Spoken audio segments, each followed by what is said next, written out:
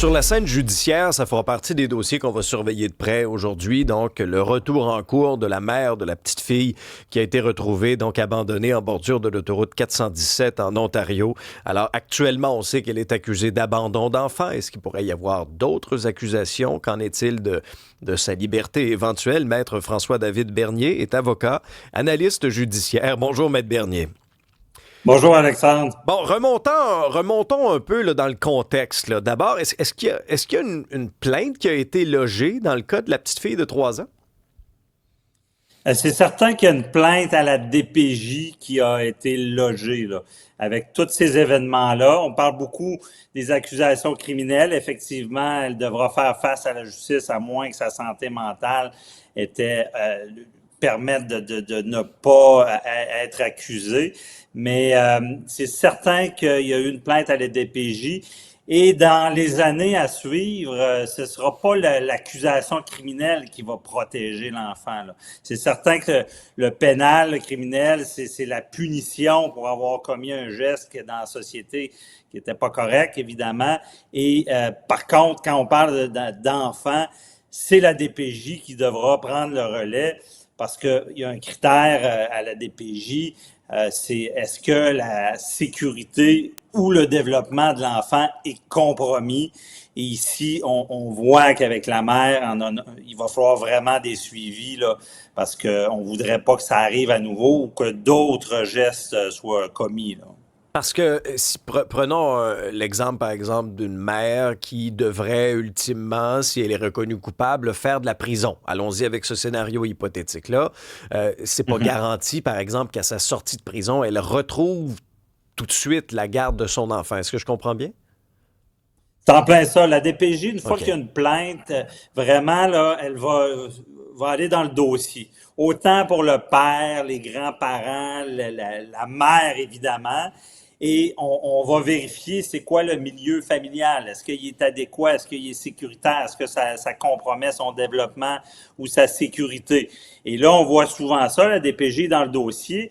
Et surtout là, va faire qu'un parent qui peut être fiable et bon pour l'enfant va avoir la garde pour protéger d'un autre parent qui peut pas donner ce qu'il faut à l'enfant. Moi, j'ai vu des cas, j'en ai fait des dossiers comme ça de jeunesse DPJ et j'ai déjà vu des cas où est-ce que la mère ne pouvait même pas se retrouver seule avec son enfant. Ça prenait quelqu'un pour les surveiller parce que la mère était problématique, faisait tellement d'aliénation parentale, motivait le jeune à fuguer. Fait que on est vraiment dans le contrôle parce que c'est la protection de l'enfant qui est là. Et donc, c'est ce qu'ils vont faire et ça peut durer. Je veux dire, la DPJ peut être dans un dossier pendant des années et des années, là. Tant que le critère, c'est la sécurité de l'enfant peut être compromis ou son développement, même si c'est avec seulement un parent, ben, ils vont être dans le dossier. Et pour rassurer nos auditeurs, parce que beaucoup de personnes me posent des questions. Ouais, mais le criminel, l'accusation est pas assez grande. Est-ce qu'elle va être prise en charge psychologiquement pour l'enfant? Ben, il faut regarder plus du côté de la DPJ pour ça, parce que la mère, si elle veut avoir à nouveau la garde, elle devra montrer patte blanche, là. Hmm. S'il y a des problèmes psychologiques, elle devra suivre des thérapies et pour montrer qu'elle sera apte à avoir la garde de son enfant. Puisqu'on parle de la DPJ, Maître Bernier, on a appris cette semaine que les signalements à la DPJ étaient en hausse de 5 pour 2024-2025. Expliquez-nous un peu dans quel cas on doit dénoncer quelque chose, par exemple, si on est témoin de maltraitance. Dans quel cas la DPJ intervient? C'est quoi les critères? Mhm. Ben, c'est ça. Sachez que toute personne, tout citoyen qui est témoin de maltraitance d'enfants ou un enfant qui pourrait être en danger, que sa sécurité, comme on dit, et son développement, doit, pas seulement c'est gentil de dénoncer, c'est une obligation légale, là. Donc, c'est la loi sur la protection de la jeunesse qui oblige quelqu'un majeur là, à dénoncer aux autorités compétentes toute situation de maltraitance d'enfants, parce que évidemment, il faut les protéger. Et même, on a déjà vu des cas à l'époque d'agression d'enfants, des gens étaient témoins.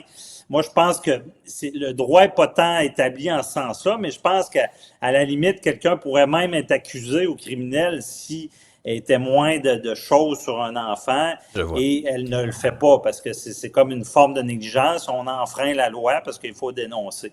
Donc, et quand tu parles des critères, tu sais, je le dis, c'est le critère, la sécurité, bien ça se comprend. Est-ce que sa sécurité, est-ce qu'elle est en danger?